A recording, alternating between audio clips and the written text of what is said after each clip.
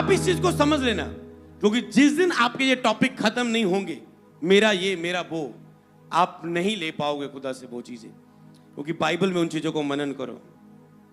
Okay, खड़े होंगे अपने स्थान में। बोलो, क्या आप स्वर्गीय वचन के लिए अपने हृदय को खोलने के लिए तैयार हो? जा नहीं, हाँ जाना। बोलो, परमेश्वर आज से मेरा फोकस तू होगा। आज से मेरा फोकस तेरे साथ बिना स्वार्थ के एक रिलेशनशिप बनाना होगा। अपनी टेस्टमनी के लिए नहीं, कुछ लेने के लिए नहीं, कुछ पाने के लिए नहीं, सालों का तेरे सामने एक रिलेशनशिप रखना, उसके लिए आज से मैं एक फाइट करूंगा, उसके लिए मैं आज से लड़ूंगा। परमेश्वर, मैं तेरा स्वागत करता हूं, मेरे जीवन में आए प्रभु यीशु मसीह के नाम में। बोले आमीन। ओके, तो आज आपके बीच में पास्टर्स लोग हैं जो एक विश्वासी से ज्यादा वचन सुनने की क्षमता रखते हैं। हालेलुया। कई जगह परमेश्वर ने अलग अलग तरह से काम करना होता है, अलग अलग रीति से, वचन से, कई जगह मास प्रेयर में। जब मैं सिंगापुर में था, खुदा ने कहा, मुझे विजन दिखाया था कि हर एक व्यक्ति को डिलीवरेंस चाहिए यहां पर, और मुझे पहले ही विजन आया, मैं लोगों के लिए प्रेयर कर रहा हूं, लोग दुष्ट आत्मा निकल रही, लोग फ्री हो रहे हैं, पवित्र आत्मा से परिपूर्ण हो रहे हैं। और जब मैं गया, परमेश्वर ने कहा इस मैसेज को देके इनके ऊपर ले हैंड करना है, और एक एक पर ले हैंड करना है, और मैं जिस जिस पर हाथ रखते जा रहा हूं दुष्ट आत्मा निकल रही, इवल्स पे निकल, और जो बंधन थे मैं उन्हें फील कर पाया, समझ पाया। और जब लोगों को, हर एक बंधन को मैं आजाद हो रहे, मैंने लोगों को बंधनों के नीचे देखा है। मैं खुद जब नया मसीह में आया, बंधनों से छूटना चाहता था, और मेरा लक्ष्य होता था कि मुझे छूटना है इस गंदा देखने से, इस बेविचार से, इस जीरो प्रेयर वाले बंधन से, इस क्षमा ना करने वाले से, इस चोट से, इस कि मुझे धोखा मिला है, इस ये चीज से कि दिल दुखी है, इस इमोशनल बात से। तो ऐसे लोगों के ऊपर बंधन होते हैं। जब मैं उनके लिए ले हैंड कर रहा था, तो जब मैं ले हैंड करके हैंड वॉश के लिए गया, और वहां पर मेरे आंसू निकलने लगे उन लोगों को देखते हुए कि मैं इनके बीच में और सेवकाई करूं परमेश्वर, और इन्हें सिखाऊं, और इन्हें वचन दूं, क्योंकि मैंने देखा उनकी आत्माएं भूखी और प्यासी और खाली खुदा के स्पर्श से। और इसीलिए तो जैसे जैसे कुछ आपके ऊपर ले हैंड से डिलीवरेंस होती है, ले हैंड से आपकी लाइफ में अनॉइंटिंग ट्रांसफर होती है, आपके सेवकाई के कुछ मसले ले हैंड से फ्री होते हैं। आप झूठ हो, जब मैं अभी आपको देख रहा हूं यहां पर लोगों को, आप में से पास्टर्स खड़े होने वाले ले हैंड के बाद। ओके, तो ये चीज क्या है? आप उस लेवल के लिए चुने गए हो, पर आपके बंधनों के कारण आप समझ नहीं पा रहे हो मैं कौन हूं। आप समझ नहीं पा रहे हो मैं कौन हूं। आपको लग रहा है मैं तो पाप में गिरता हूं, मैं तो ऐसा हूं। जैसे गिदोन कहता मैं तो प्रतिदिन की रोटी नहीं मिलती, मैं तो शिप्रा हूं। खुद तो कह रहा है सूरबीर सूरमा। मूसा कह रहे मैं तो थतलाता हूं, कहता मैं तुझे फिरौन के पास भेजूंगा। पतरस कहता मैं तो इनकार करके रो रहा हूं। प्रभु कहता है तुझ पर मैं कलीसिया बनाऊंगा। समझ पा रहे हैं? तो परमेश्वर कमजोर लोगों को चुनता है कि तुम बताओ, जो तुम्हारी निर्बलता में प्रभु की सामर्थ्य सिद्ध हो। तुम बताओ कि आज मैं जिस मुकाम पर हूं, ये मेरे बल और ताकत से नहीं, खुदा ने मुझे डिलीवर करके, फ्री करके, दया करके यहां पर खड़ा किया है। इसलिए आज इस वचन को अगर तुम ले रहे हो, और जो तेरी लाइफ में डिलीवरेंस होगी, जो टच आएगा, वो तेरी लाइफ में खुदा के लिए एक बड़ा काम करने के लिए तुम अभिषेक किए जाओगे यीशु के नाम में। परमेश्वर के राज्य में धन इकट्ठा कर, जब एक रूह बचाई जाती, कहां खुशी मनाई जाती? स्वर्ग में। मतलब कहां धन इकट्ठा हुआ? स्वर्ग में। तुम रूहों को बचा रहे हो, ओके, मेरा स्वर्ग में धन इकट्ठा हो रहा है। मैं अकाउंट करता था शुरू से, कितने लोगों को मैंने वचन सुनाया, उसका नाम लिखता था, कितने बपतिस्मा ले चुके उसमें से, महीने में कितने हो गए, 6 महीने में कितने हो गए। इसका मतलब शुरू से बिना कुछ स्वार्थ के। और चर्च, तुम कहते नहीं चर्च चाहिए, मैं खुद चर्च नहीं चाहता था, मैं पास्टर बनना नहीं चाहता था। तुम कहते लोग चाहिए, लोग चाहिए, मैं कहता बस रूहों को बचाना है, चर्च के साथ जोड़ना है, जो भी चर्च अच्छा काम कर रही है वहां पर वचन सुना के जोड़ना उन्हें। उन्होंने योग्य समझा और दिया। ये निस्वार्थ चाह रहा है, मैं इसे दे सकता हूं। हालेलुया। इसलिए कुछ समय आपको ऐसे निस्वार्थ चल के दिखाना होता खुदा के सामने। फिर वो आपको इतना देता है, जैसे सुलेमान को दिया, अयूब को दिया, अब्राहम को दिया। मैं चाहता हूं एक साइड उन वचनों को रख देना, आपको इसे मनन करना है। आप उन वचनों मनन के द्वारा देखेंगे कि प्रभु यीशु मसीह एक ही बात पर फोकस कर रहे हैं आपका। ओके, पहला वचन ये था। मैं एक दूसरा वचन पढ़ूंगा यहां पर, लूका 16 की मेरे पास है। दूसरा वचन पढ़ेंगे जो लूका वाला है। मैं यहां से एक बार पढ़ दूंगा, वहां पर आपके पास रेडी है। 16 की 14 और 17। यहां पर परमेश्वर ने कहा कि यीशु ने कहा ऐसी बातें जो मनुष्यों की निगाह में भली है, पर परमेश्वर की निगाह में, परमेश्वर के सामने वो गणित है, कूड़ा है। बाइबल वर्सेस आप घर जाके पढ़ना, पर आप बात को समझना। ऐसी बातें जो मनुष्यों की निगाह में महान है। जब आप स्वर्ग की नहीं खोज कर रहे, अब मैं वो बातें बताऊंगा, बेस रेडी हो चुका है। ये वचन घर जाके पढ़ना, मैं आपके रेवलेशन जो मुझसे बात की खुदा ने, मैं वो बातें बताऊंगा बाइबल मनन के ग्रेस के द्वारा। तो आपकी निगाह में जो बातें महान हो सकती, पर परमेश्वर की निगाह में वो गणित है, वो कूड़ा है।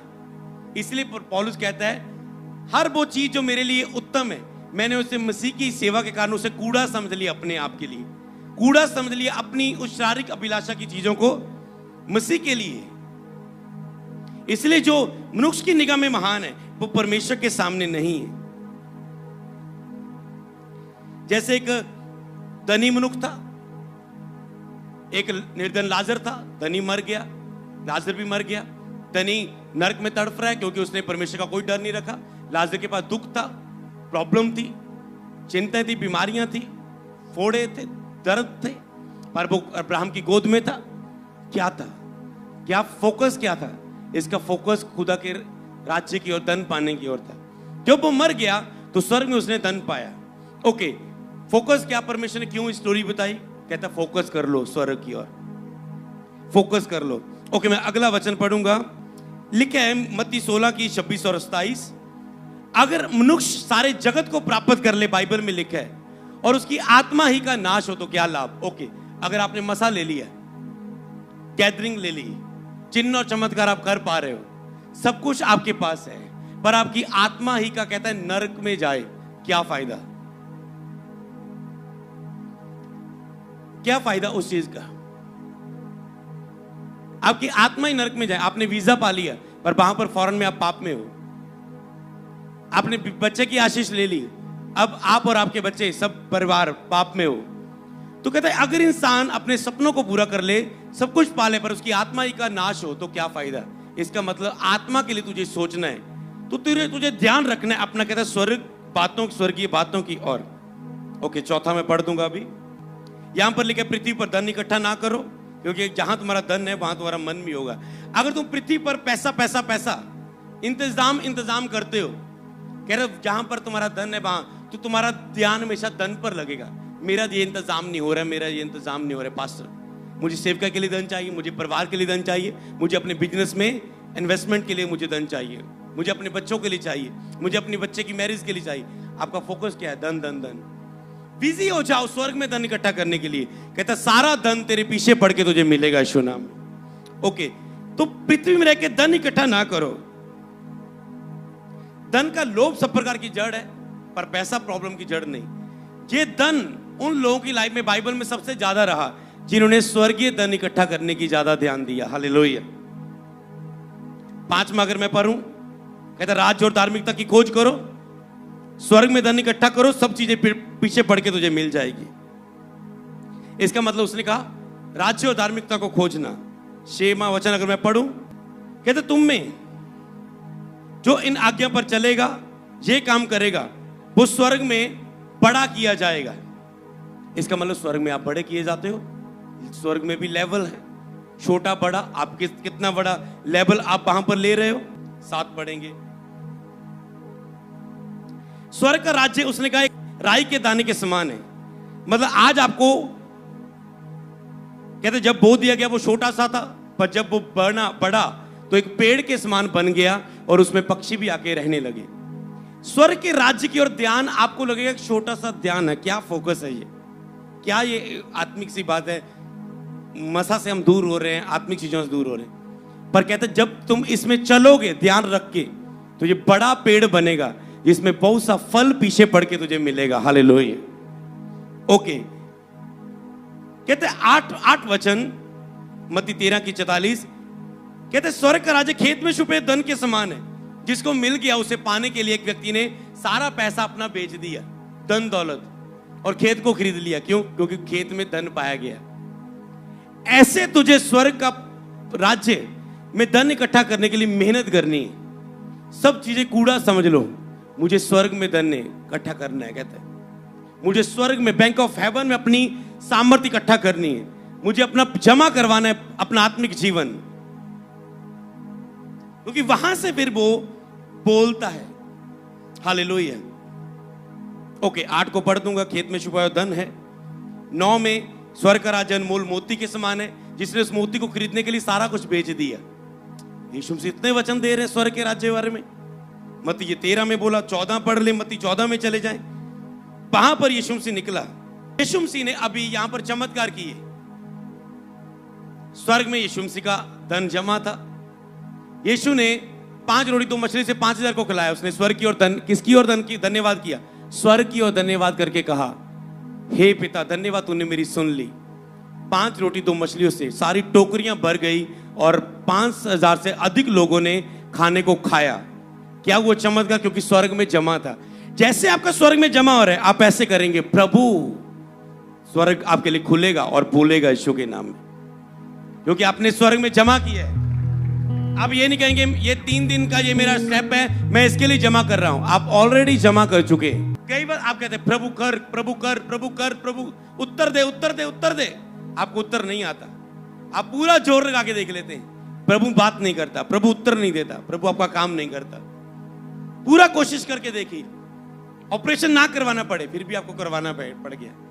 कई बार पूरा आप करते हो, आपने इमरजेंसी आपने प्रेयर की, आप कहते मैंने पुकारा, उत्तर तो दिया नहीं। कई बार आपने पिता की मर्जी से कोई चीज मर्जी से नहीं मांगी होती।